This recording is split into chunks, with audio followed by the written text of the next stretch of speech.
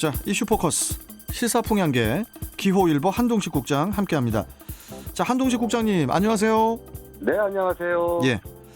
자, 어제에 이어서 오늘도 대선 후보들의 공약을 살펴볼 텐데요.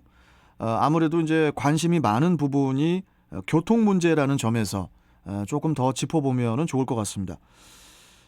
어제 그 경인선 지하화에 대한 그 정부의 역할까지 좀 우리가 살펴봤는데, 제도적으로도 이제 보완책이 마련되고 있다고 하는데 좀 어떻습니까, 국장님? 네, 그렇습니다. 이 경인선 지하하는 이 후보들의 공약과 함께 국토부가 사전 타당성 용역을 진행하고 있는데요. 네. 이와 함께 입법 활동도 활발합니다. 민주당 김경엽 의원, 경기 부천갑인데요. 네. 최근 이 대도시권 철도의 지하와 지상 부지 통합 개발을 위한 이 특별 법안을 발의했습니다. 이 법안이 국회를 통과할 경우 경인선 지하의 가장 큰 문제인 경제성 부분이 해결될 가능성이 높을 것으로 보여집니다. 예. 법안은 철도 지하와 함께 이 상부 공간, 폐선 부지가 되죠. 예. 상부 공간의 매각은 물론이고요. 그리고 택지와 도시 개발 사업을 동시에 추진할 수 있도록 했습니다. 이렇게 되면 폐선 부지의 개발 가치 산정 기준이 공시지가의 1.4배에서 최대 3.54배까지 늘어나게 돼서 총 사업비의 상당 부분을 매각 수익으로 조달할 수 있게 됩니다. 예. 예. 이 수도권 광역급행철도에 대한 공약, 이 공약도 이제 이번 그 후보들이 제시를 하고 있는데 이 부분도 좀 짚고 넘어가면 좋을 것 같거든요.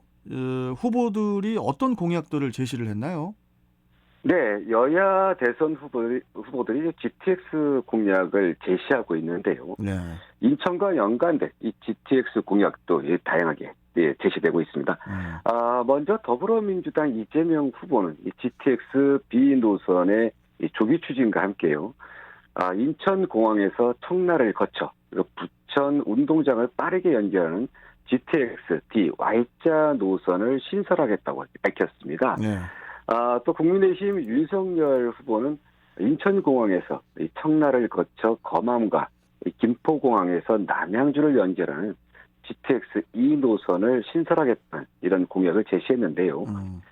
두 후보의 GTX 공약은 지난해 불거졌던 이른바 GTX의 김부선, 김포 부천 사태에 대한 보완 측면에서 제시된 것으로 보여집니다. 현 정부가 GTX B 노선에서 이제 경기 김포와 GTX D 노선이죠. 경기 김포와 인천 검암 지역을 비껴간 것에 대한 대해서 이 후보는 보강을 그리고 윤 후보는 신설로 보완한 이 형국이라고 풀이할 수 있습니다. 네. 이 GTX D 노선이 만약에 개통이 되면은 그 배우 김부선 씨가 좀 그 광고에 나와야 될 것 같습니다. 예.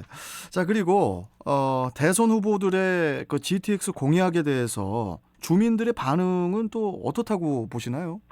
네, 일단 인천 서북부를 염두에 둔 이재명, 윤석열 두 후보의 GTX 공약에 대해 주민들은 대체적으로 환영하는 분위기입니다. 지난해 인천시와 주민들이 요구했던 인천공항과 청라국제도시를 거쳐 부천으로 연결해서 서울로 향하는 GTX D Y자 노선이 이 정부 안에 반영되지 않자 주민들이 그 불만이 컸었는데요.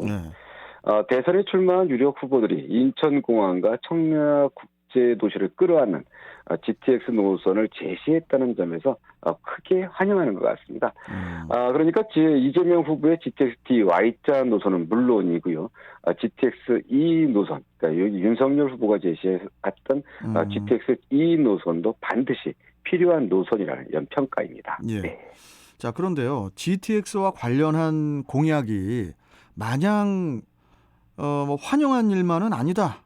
뭐 이런 지적도 있던데 어떻습니까? 네, 지금은 뭐 대선 국면이기는 하지만요. GTX 신설을 놓고 이 공약이 남발된다는 이런 의견도 많습니다. 예. 마치 GTX 전국 시대 같은데요.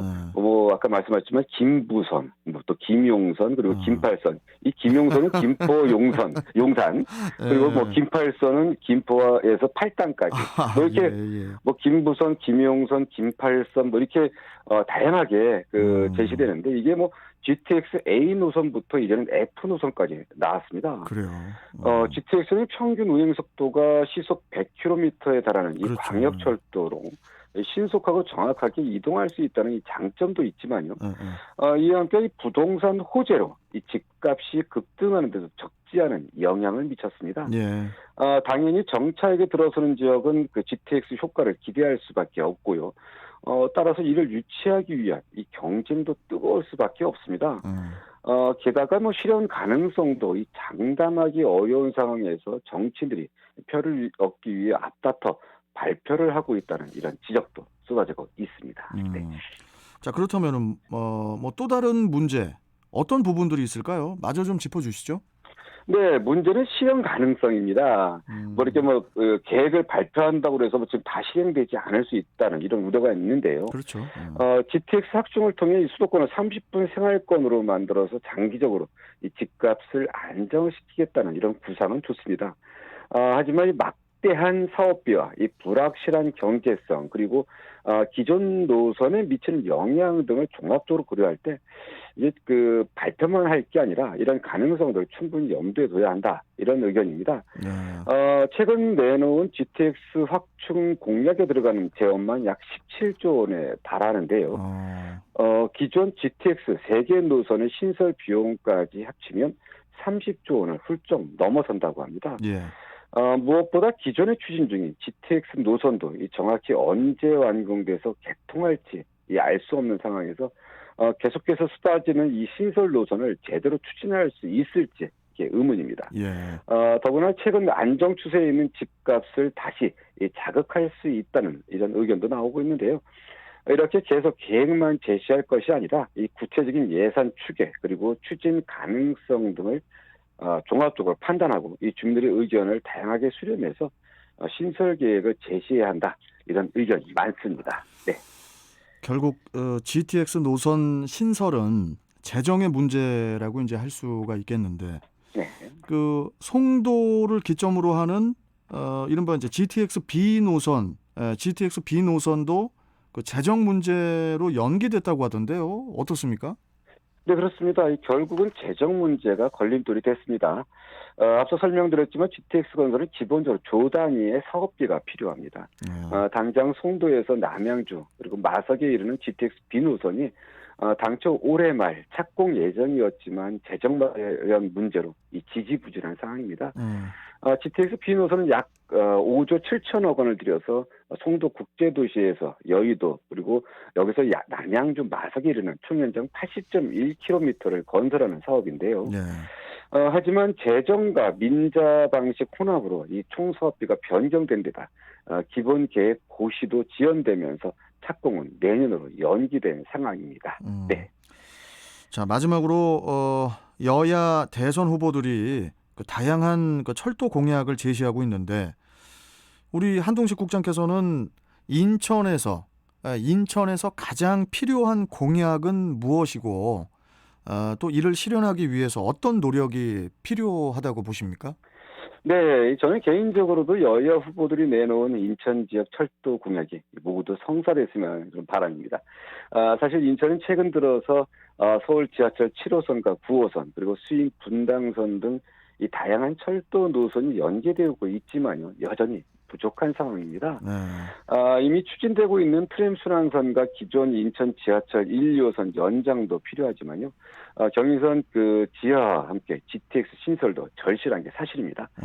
앞서 다양한 우려를 말씀드린 상황에서 이런 바람을 전하기는 좀 그렇지만 인천은 수도권에 있다는 이유로 인프라 소외 지역이기도 한데요. 특히 철도가 그렇습니다. 예. 이 부분에 대해서는 대선 후보들이 청와대에 들어가는 순간부터 적극 노력해 줬으면 하는 그런 바람입니다. 네. 인구 300만의 광역시가 소외 지역이라는 말이 나온다는 게 이게 좀 문제는 있어 보이네요. 예. 네, 그렇습니다. 뭐 당장 뭐 우리가 멀리 비교해 보면 대구나 부산에 비교해서도 상당히 좀 철도망이 좀 적은 편이죠. 네. 예. 자, 청와대에 들어가는 후보가 누가 될지 이제 얼마 안 남았습니다. 예. 네. 자, 오늘 말씀 여기까지 듣도록 하죠. 고맙습니다, 국장님. 네, 감사합니다. 네. 자, 이슈 포커스 기호일보 한동식 국장이었습니다.